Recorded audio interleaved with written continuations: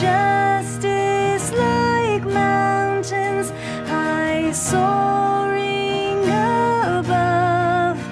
Thy clouds which are fountains of goodness and love. To all life thou givest, to both great and small. In all life thou livest, the true life of all. We blossom and flourish as leaves on the tree, and wither and perish, but not changeth thee. Great Father of glory, pure Father of light, thine angels adore thee, all veiling their sight. But of all thy rich graces, this grace, Lord, impart.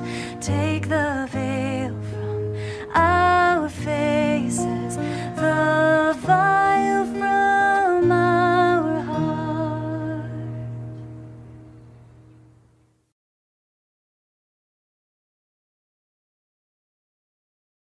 Magandang umaga po mga kapatid. Ang teksto pong ating pagbabatayan sa umagang ito ng ating pag-uusap ay hango sa Aklat ng Mga Gawa, Kabanata 2, Talata 14. Ito po ang sinasabi. Kaya't tumayo si Pedro kasama ng 11 apostol at nagsalita ng malakas. Mga taga-Judea at kayong lahat na mga panauhin sa Jerusalem, pakinggan ninyong mabuti ang sasabihin ko. Ang paksapong tinalakay sa araw na ito ay ang ginawang pagsasalita ni Pedro sa harap ng napakaraming tao sa Jerusalem hinggil sa katotohanan ng mga naganap na pangyayari sa buhay ng ating Panginoon. Sa simula ng pagkadakip kay Jesus hanggang sa siya'y ipako sa krus, tila nawala sa sarili niya si Pedro. Itinanggi pa niya ng makatatlong beses ang pagiging alagad siya nito. Sa kabila ng kanyang pagmamahal at pakikipagtipan sa Panginoong Jesus, nahalinhan ito ng malaking takot, ng aktwal na niyang nakikita ang pinagdadaanan ni Jesus. Sa huli, nang makita na niya ang pagkabuhay na mag-uli ng ating Panginoon, muling bumalik ang kanyang lakas ng loob. Ipinahayag ang mga bagay tungkol sa kapangyarihan ng Diyos, ang pagmamahal nito sa sangkatauhan na naging daan upang muling dumami ang naging tagasunod ni Jesus.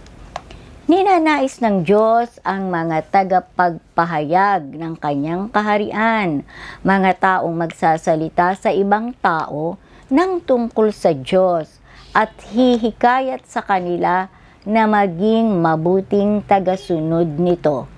Hindi mahalaga kung sino ka man. Anong kalagayan mo sa buhay? Anong hitsura mo?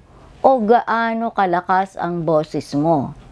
Ang mahalaga, nagsasalita ka at gumagawa para sa Panginoon at ipinakikilala mo siya sa mga tao. Ang sabi po ng ating aralin, ikaw ay magsalita at gumawa para sa Panginoon. Bagamat maaaring humirang at gumamit ang Diyos ng mga bantog at matalinong tao upang maglingkod sa Kanya, ang higit na makikitang mabisang ginagamit ay yaong tila mababa sa paningin ng mga taga-sanlibutan. At ito ay totoo kay Amos, isang abang pastol.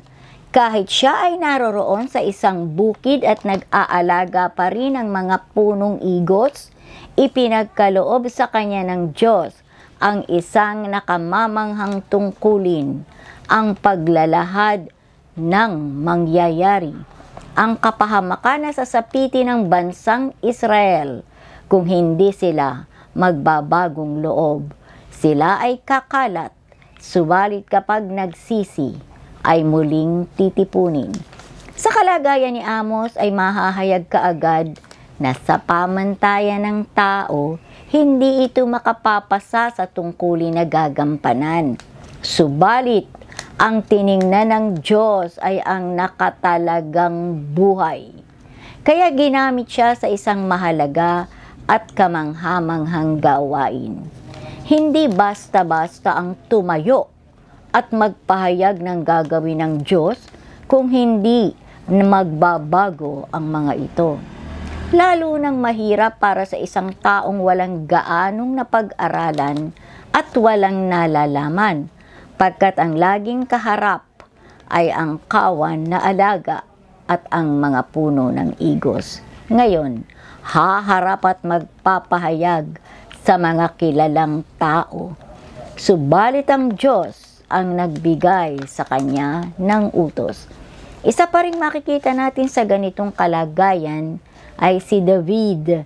Siya isa ring nag-aalaga ng tupa nang utusan ng Diyos si Samuel upang pahiran siya ng langis upang siya ay maghari.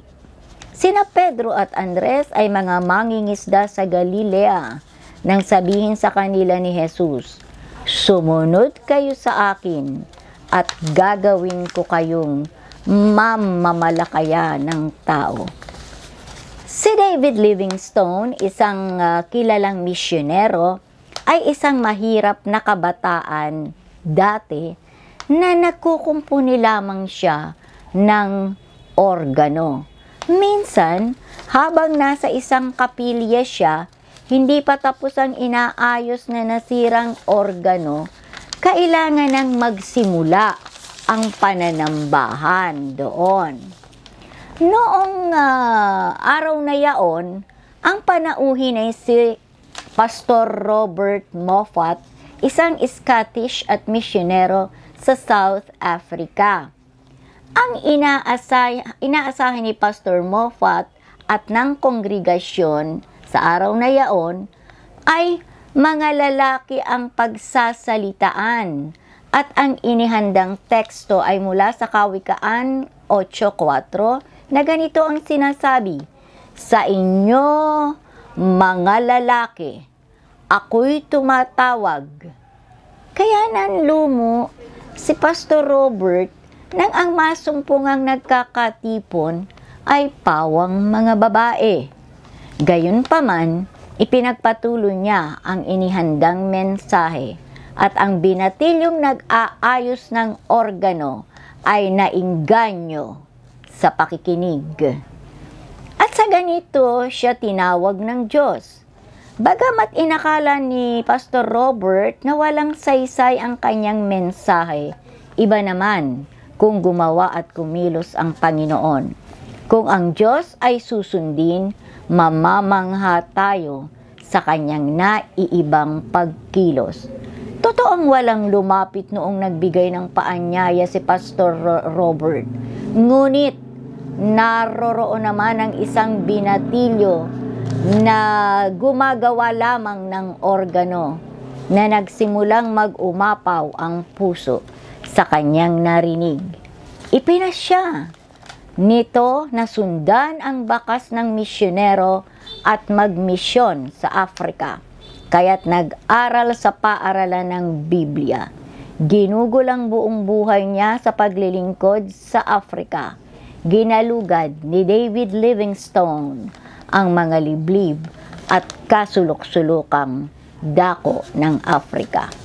Mayroon pang isa, si General William Booth na nagtatag ng Salvation Army, ay nagkaroon ng pangitain para sa mga mahihirap dahil sa kanyang kinamulatang kahirapan. Nakita niya ito sa kanyang kapaligiran, sa mga kapitbahay at mga kaibigan na napakahirap ng pamumuhay. At lalo na siya. Napakabata pa niya na dapat sana sa ganoong edad ay nasa paaralan katulad ng iba niyang kaibigan at kapitbahay. Ngunit siya ay sinabihan na ng kanyang ama na kailangan niyang maghanap buhay. Pagkatapos na umuwi galing sa pagtatrabaho, makikita niya ang ilang bata na nagmula sa paaralan at siya'y inggit na inggit. At nang lumaon, kinailangan niyang magtrabaho ng 12 hanggang 16 na oras sa isang araw. Napakaliit naman ng kita. At pag-uwi ay hindi na halos makapagpalit ng damit dahil sa sobrang kapaguran. Kaya't nang siya ay maging isang mananampalataya, ang paglingap sa mga mahihirap at mga batang lansangan ay naging maalab na nag-init sa kanyang damdamin upang ang mga ito ay matulungan.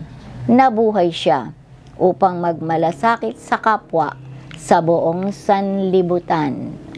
Nang mamatay si General William Booth, 65,000 tao ang nagmarcha upang makita kahit man lamang sa huling pagkakataon ang lalaking ginamit ng Panginoon upang ang mga halos itinakwil ng lipunan ay magkaroon ng puwang at pag-asa sa buhay.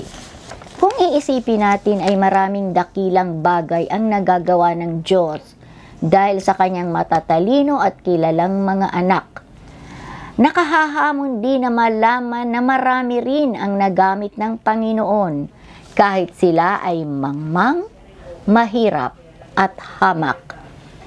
Madalas na kapag nakakakita tayo ng matalino o tanyag na tao, naroroon kaagad ang pag-iisip na kung ang taong ito lamang ay magiging mananampalataya, malaki ang magagawa nito para sa Panginoon. Tandaan ang ating pinag-aralan ngayon na ang magagawa ng Diyos ay hindi dahil sa kakayahan ng tao, kundi dahil sa pagtatalaga ng buhay ng sinumang susunod sa Kanya.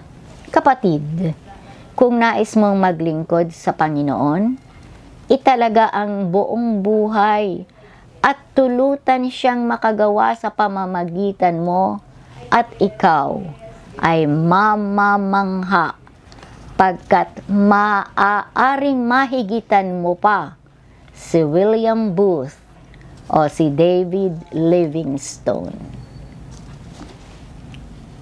Laging tandaan, isang maliit na palito ang ginagamit, isang maliit na palito lamang ang ginagamit upang sindihan ang malaking sulo. Sa Panginoon ang papuri. Tayo po'y manalangin. Makapangyarihang Diyos at Panginoon namin, kahanga-hanga ang iyong mga gawa. Salamat po sa pagbibigay mo ng kakayahan sa iyong mga tagapagsalita at tagapaglingkod. Magpadala ka po ng marami pang manggagawa sa iyong gawain. Maging handa rin po sana kami na magsalita at gumawa ng lubusan para sa iyo. Sa pangalan ni Jesus, Amen.